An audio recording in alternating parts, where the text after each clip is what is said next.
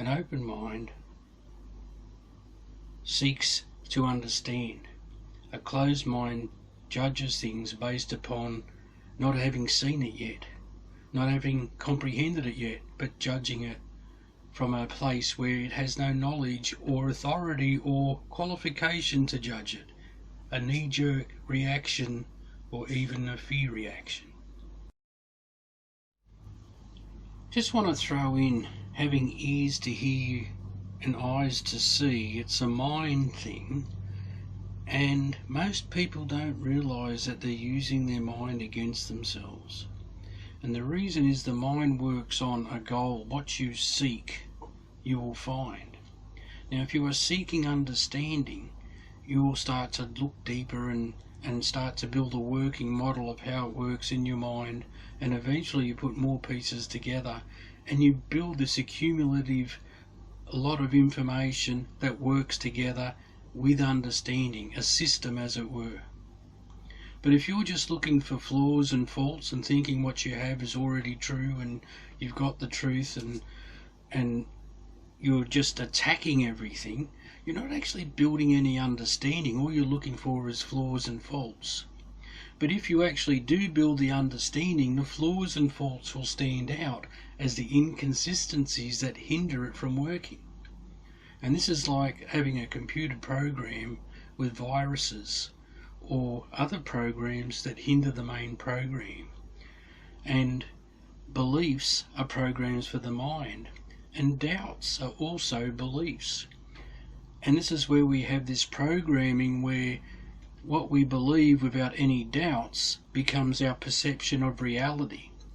And at 95% autopilot, we predict what is coming at a subconscious level with an expectation, and we make subconscious decisions to make it happen as a self-fulfilling prophecy. And this is why we're sort of stuck in this reality until we learn to understand how these things work and how to recognize those programs that get in the way and change them, our perspective, so that we can be on top of things. So we go from being a bunch of interactive programs that are chain reactions to being someone who understands them and can change the variables, to someone who understands them and can become a programmer to do a better program, to someone who can do even better and bring out an operating system with many base programs that bring it into something which is a great set of tools so that you can function better and far and beyond anything that you have ever known, because of all of the stuff which was preventing you, the negative things that prevented you, and the lack of knowing how to do it well. So bringing it all together, seek understanding. Ask, seek, and knock. Ask the right questions, seek the answers and the understanding, and knock on the door of understanding until it sinks in and it all comes together. Every time you think you've got it all, you don't. You will always have a lot and a lot more to come.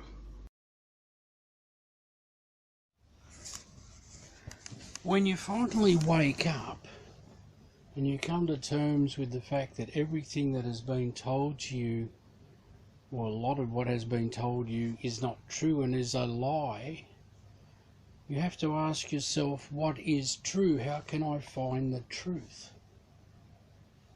Many people are searching for truth for a while anyway, and they find bits and pieces, and really it's about learning to think independent of the way that you're being taught, because generally we're not taught how to think, we're taught what to think, and that means we don't know how to think. And so anything that is strange and new that challenges our belief system or paradigm is often demonized. The unknown, fear of the unknown. And the thing about this is, an open mind will have a look without judgment to join all the dots together and look at the bigger picture and take it all in before they have any idea of how to judge it.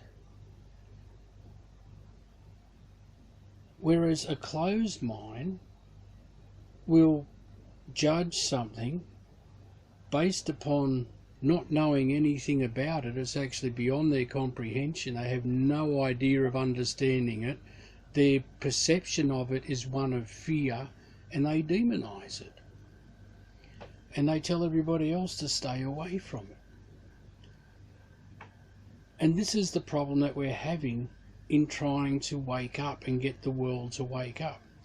Now, part of my research, I've been independently thinking for over 36 years, looking at different ways of seeing things, to look at not just one point of view or one translation or one interpretation, but to look at different angles. And sometimes there might be 2 or 3 different interpretations. I generally like to do my own interpretation without the biases of others, so that I can be led by my intuition, by my logic, and as time will tell when you look at my stuff, with the guiding of the divine spirit, the great spirit, the Holy Spirit, the spirit of truth, the spirit of life. And what happens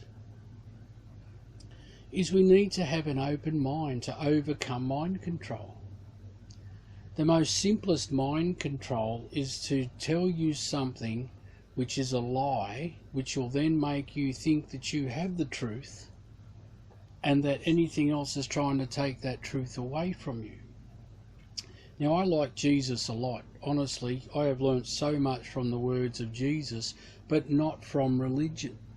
Religion has, like, when you understand the mind, this is it. I mean, I look at the mind, how the mind works like computer programming, and I also look at energy, the laying on of hands for doing healing and stuff like that, which includes beliefs and faith. And there are many different avenues, many different belief systems, many different religions, many different mindsets which incorporate a lot of these things. Like the New Age is using stuff, the Satanists are using it, the Christians are using it, and the variations are there. But the thing is, what I found is all of these boxes are limited. All of them. All of them think they've got it, but they're in a box with a mindset. And they're striving inside that box to reach the goals inside that box, the paradigm, the growth, the becoming an elder and all that. And they think they've got it. They think somebody actually knows what's going on in there. Well, actually, they think everybody knows up top what's going on, but they're all just following the traditions. Now, to a certain extent, there is a lot of stuff that works and seems true, but it's limited. For example, the Buddhists, they do all this lovely meditation and everything, but waste a long time doing it, most of their lives, and then they go to this rainbow body concept. So just when they get the power to be able to do amazing things on this planet, they self-destruct into this suicide, which is very self-indulgence of enlightening, this transcending ascension, where their body burns up and leaves a husk.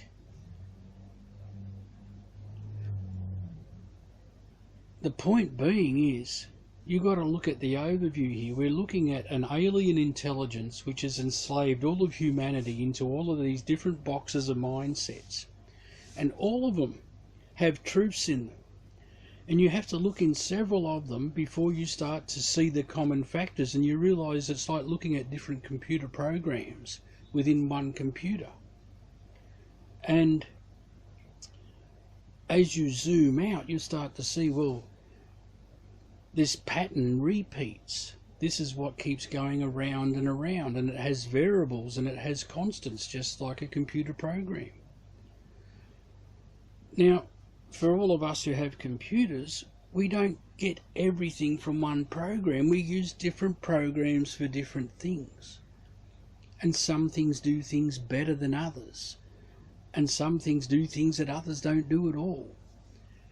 And so the point here is that you can grow as far as you can within your box, but you're not going to break free of that box if you stick with just that paradigm.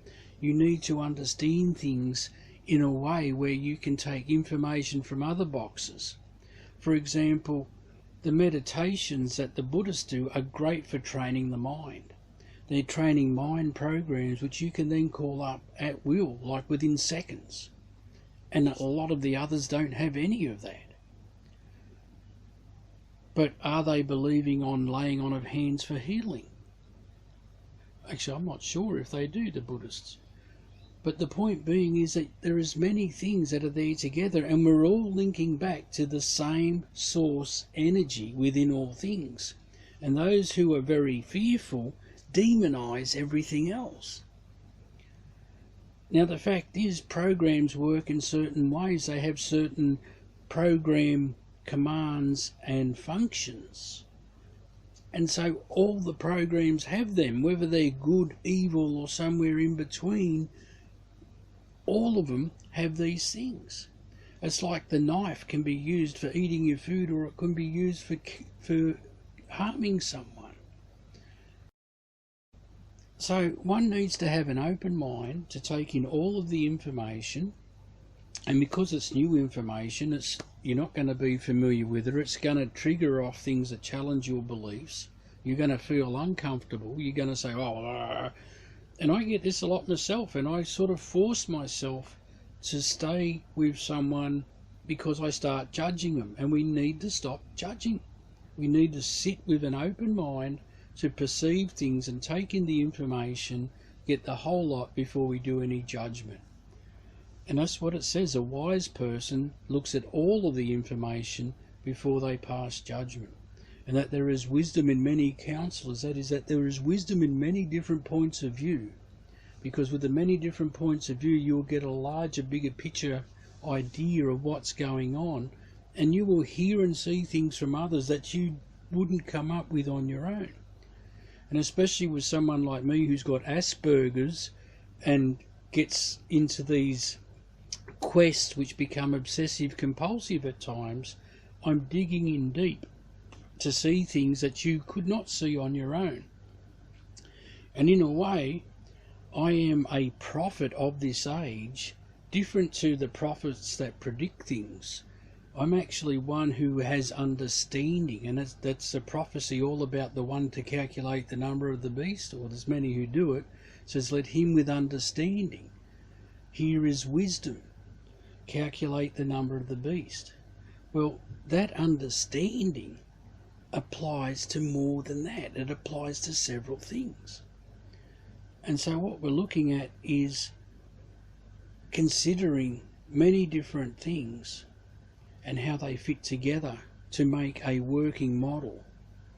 Now, there's many prophecies I've been looking at which have all been interpreted different to how I have come and looked at them with fresh eyes.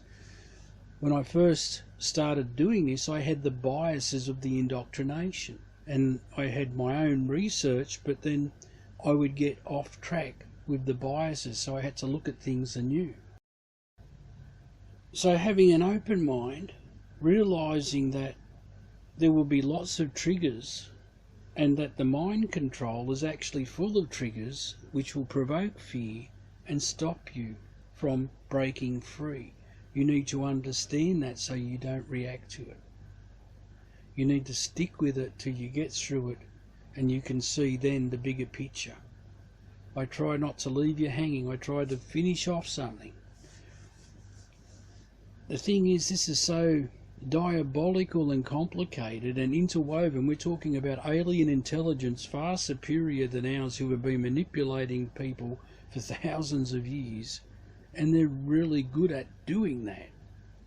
And they're really good at divide and conquer within yourself and turning us on one another.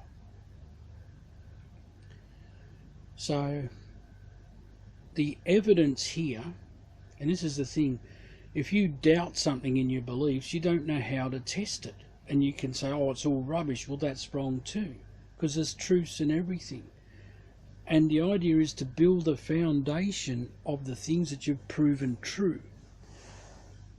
And going back to basics. Like, we are programmable. We are vulnerable to being brainwashed and mind controlled because we are programmable. And so the whole idea is that we need to put together that as part of our foundation. And we start to understand how the mind works in the different mind programs. You start to see the mind programs that get in the way of you functioning and expanding your greater potential. When you understand that, it all starts to come together. And you can see that the origins of these have been in religions, in cultures, in peer groups. The power of our words, the words we say to one another, the words we habitually say and others habitually say are clues. And we need to be aware of the words which are ensnaring us and taking away our power, and especially the ones which we laugh at and joke about, which end up becoming a mind curse. And people say, oh no, my luck, everything will go wrong, blah blah blah blah. If you actually want to turn that around and make a good joke out of it, because jokes actually are very good for getting past the blocks. They actually allow you to not resist. And that's the problem with them going in as a negative joke. But if you say, oh no, in my luck, everything's going to go well and I'm just going to get blessed. And that, as carefree as it is actually a very good way of looking at things, of feeding that laughing energy, and it comes to you. But if you're laughing about everything going wrong, welcome to your world, mate. I mean, seriously. And it's like, I find I talk to people and they tell me stuff and I sort of think, really, they say, I can see so much in what they're saying is getting in their own way. But if I was to tell them that, they would turn around and want to attack me verbally or physically. And so that's a factor to consider as well.